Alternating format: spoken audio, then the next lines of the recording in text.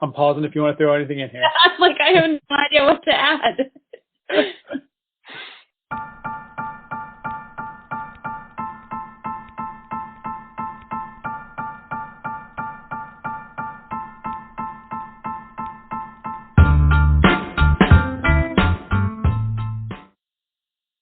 So thanks for joining us again on Comp and Coffee. I'm Sean Lavana, and here with me, as always, is Katie Rosa.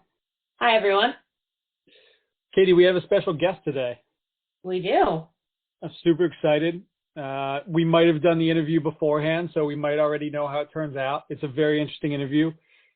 We spoke with Emily Martin from the National Women's Law Center. She's the general counsel there. And what we talked with her about was the question that's coming up, or the law actually that's coming up, the law that affects the question in a lot of different states, and that's about salary history. So this is a law that it's taking effect in Massachusetts in July, and it's already taken effect. We'll cover it in the interview with her in a bunch of different states and a bunch of municipalities and cities. And I think it's going to be something that we see more of.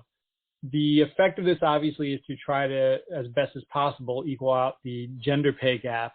So the intents of this in the right place. I think there's a lot of questions out there from companies, though, about how they can change their practices so they don't have to rely on that question, or rely on the question of what did you make at your last job. Like you said, I think a lot of companies are struggling with how to actually roll it out, how to true up on any pay disparities they might have at their organization, and obviously it comes with a lot of legal questions.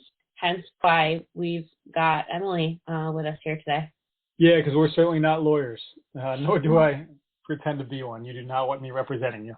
Me either. So we brought on somebody that can answer these questions from a legal standpoint, and that can answer questions like, hey, my company's headquartered in a state that doesn't have these laws, but we have offices or employees in locations that do.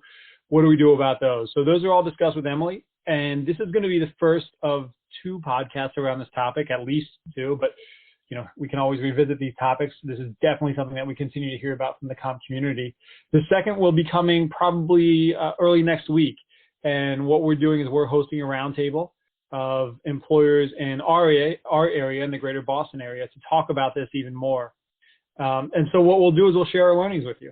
We'll record a podcast right after we have this roundtable, and we'll talk about the learnings that we had from it and some of the anecdotes that we heard. So be sure to listen for that. Be sure to subscribe. Be sure to give us that 5-star rating. And come back and listen, and hopefully this is a topic that resonates. Always let us know. We're open to feedback on this. Yeah, and if you have any questions or comments, if you want to start a conversation with us, find us on Twitter @PayFactors. Leave your question in the comments here, on iTunes. Hit us up on email, whatever. We definitely want to keep the conversation around this going. It's an important one to have. All right, so with that said, we'll get underway with Emily Martin. Okay, Emily, welcome to the show, and thank you very much for joining us. No, thank you so much for having me.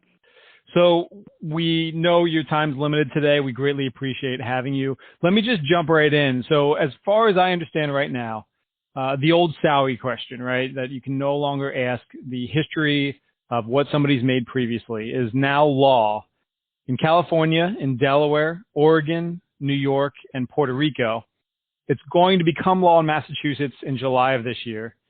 It's already in effect as well in the cities of Pittsburgh, New Orleans, and San Francisco. And I know San Francisco and California are both in there.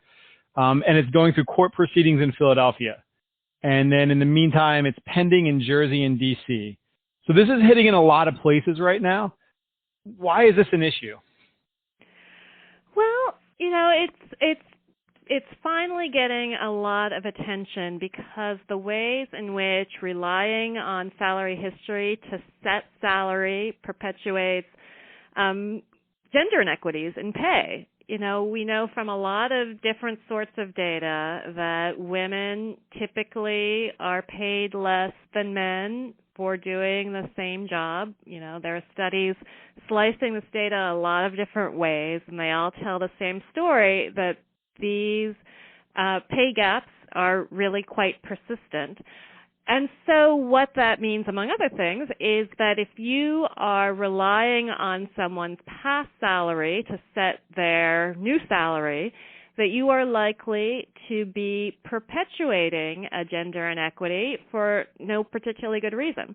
And while we've started having the conversation about the salary history question because of the way it feeds gender wage gaps, that also is the case for racial wage gaps. And, it actually can smuggle in a lot of arbitrary differences in pay that aren't based on race or gender, but that still don't really have anything to do with the market and the appropriate measure of the job that you're actually paying for.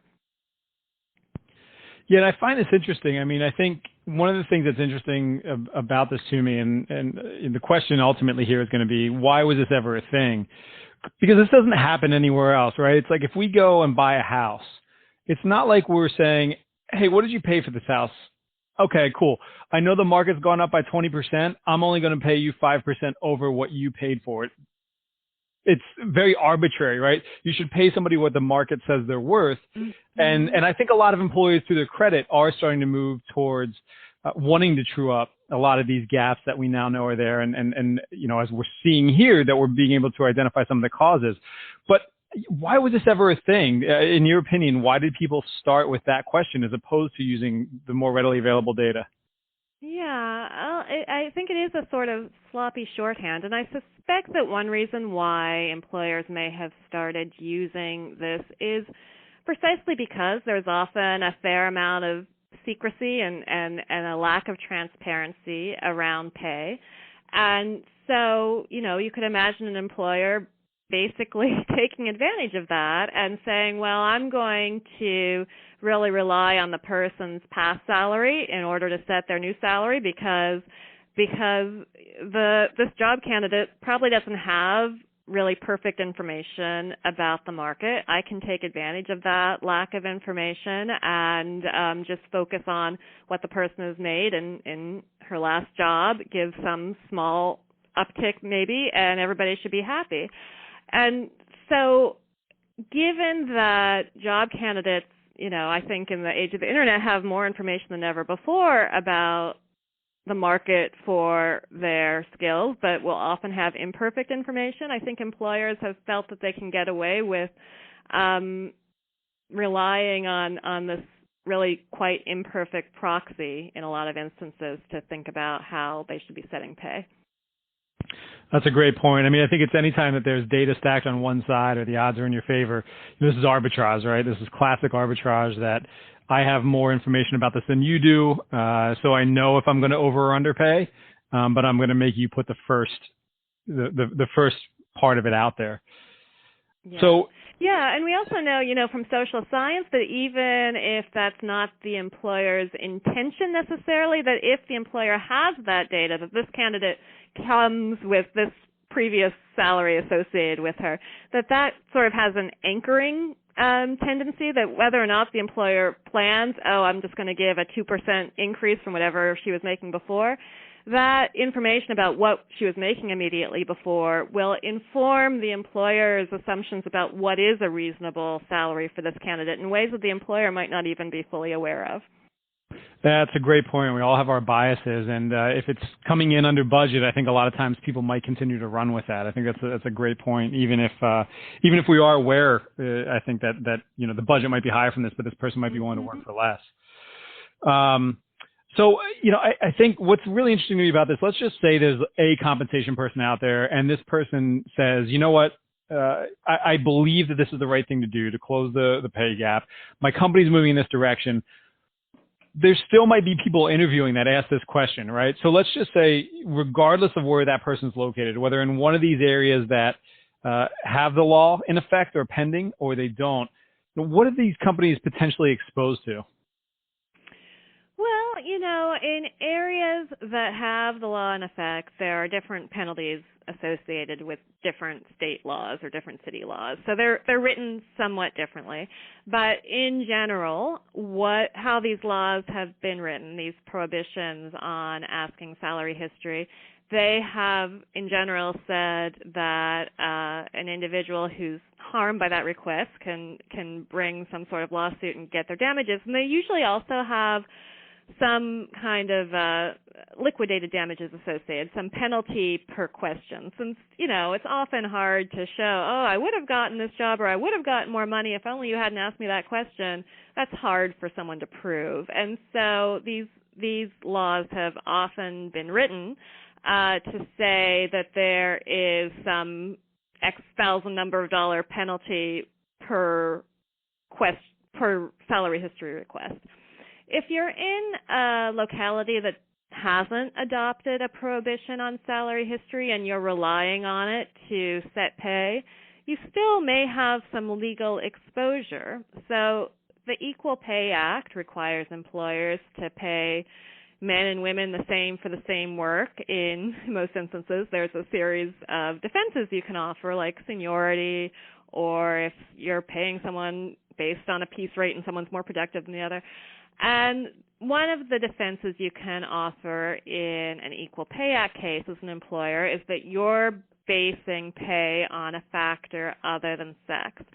And courts have disagreed about whether basing pay on someone's past salary is an appropriate factor other than sex under the Equal Pay Act, or whether, because it perpetuates gender disparities without any particularly compelling reason to do so, whether that's a problem under the Equal Pay Act.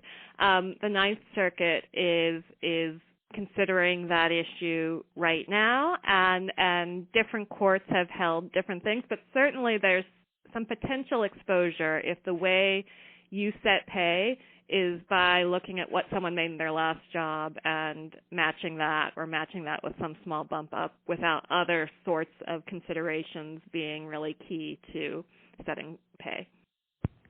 So 2 questions quickly for you as a follow-up. One is the Ninth Circuit does tend to be a little bit more liberal, if you will, right? Yeah, historically that is the case, but the Ninth Circuit actually surprised a lot of people when it decided last year that it was okay for an employer to rely on salary history in paying a woman less than the man doing the same job. And actually, in issuing that decision, the Ninth Circuit departed from decisions that had been made in other circuits. So in this particular instance, the Ninth Circuit's actually been behind the times. So it's reconsidering right now that decision from last year en banc. All the Ninth Circuit judges are rehearing that case, and we'll see what happens. And for the areas where this is on the books, is there a timeline that somebody has for, to seek damages, to seek compensation? Oh, to challenge yes, they're generally, and again, that would vary from state to state, from city to city, exactly how the remedial scheme is set up. In general, it'd probably be 1 year to 2 years. And so I think, one of the reasons this topic is most, I want to say flabbergasting, but most shocking to me is I've hired a lot of people in my career. I've never once asked this question. I've always had the philosophy, and it's something that most of the people I interact with have this philosophy as well, that you should pay what the market is willing to bear. That's why I gave the housing example earlier, right? You would never just say, well, I understand what you paid for this, and so I'm going to pay you just a little bit more, as opposed to what the current market rate is. But, I think, knowing that this is a thing out there now, and knowing that employers are seeking to, avoid the penalties associated with this, what are the other ways that they might be able to get to this answer? What are the other ways that they can find out, generally speaking, what the market is for a person or position? Well, that's a great question. I mean, one answer is that these prohibitions don't apply to the job applicant. So, for example, if you as the employer give a salary offer and the applicant says, I can't accept that, that would be a significant cut from my current salary, that negotiation is still completely lawful and permissible, and so the employer isn't going to be sort of unable to woo a candidate because this information is relevant to the candidate's decision making, and the employer won't be able to find out about it. The applicant can still negotiate for salary just like he or she can in the past. There's obviously also a whole kind of human resources industry that is set up to help employers do compensation benchmarking, to provide employers with information about what is the compensation for this job role and this job title in your area. And so employers often have a fair amount of information available for high-level positions. They might actually hire consultants who do a compensation analysis for a job. For lower-level positions, there is everything from BLS data that gives some sense of where what pay is for particular jobs, to the market also tends to tell you as an employer if you're underpricing or overpricing a job in terms of the candidates that you receive. And I think moving toward a system of greater transparency and incentives for transparency on the employer side to provide information about what you are paying for a job early on in the announcement even is really quite helpful in correcting some of the information imbalances we talked about, which can really have the effect of making it really hard for job applicants and employees to bargain for what they're actually worth. Yeah, so you covered a lot there, but I think a couple of key points that at least I picked up on. One is, you can have that one-to-one negotiation, right, where, to your point, if somebody lowballs the candidate can come back and say, well, this is going to be a pretty significant cut. And there's little to no risk to the employer to do something like that, although not ideal in terms of a good step in the right direction or a good, first impression for the candidate. Mm-hmm. There is a ton of market data out there. And to your point, you listed BLS, there's private consulting surveys. There's, a ton available out there. And to your point, both on the candidate side and the employer side, so that they can true these up. And then you're right, there's a lot of stuff that happens in terms of benchmarking even current positions within the company that you're going to have an idea of where your company's currently paying for these things and where that falls in the market. So I think it is using more of these things, but perhaps educating the hiring managers around what they mean and how to use them so that they don't ask these questions and potentially don't fall into something where it's an area where they didn't want to tread. Yeah, and really, while I certainly hear from employers that they always are nervous about changes or about new rules, it seems as though this could, in the end, benefit employers as well, given that someone's current salary is quite an imperfect proxy as to their worth, and to the extent employers are relying on it in valuing candidates, employers are relying on bad information, and that's not good for anybody. Yeah, you're touching on a point that I could rant about all day, which is that we've had the 3% increase even for people internally for a while, thinking that they're already here, I'm going to keep them. Here's your 3% raise this year, as opposed to looking at what the market should pay, and that's both for internal and external people. I could rant about that for some time. But so let me just ask you, so you're talking to employers, what is the main thing that you're hearing from them? Are they welcoming these things? Is this something that they're trying to progress towards anyway? Or is there concern overall about these laws and maybe how they're written? Well, that's a good question. I mean, as you, I think, mentioned earlier, Philadelphia's law is being challenged in court by the local Chamber of Commerce, so there are certainly some employer voices who are expressing anxiety about these provisions and some hostility toward these provisions.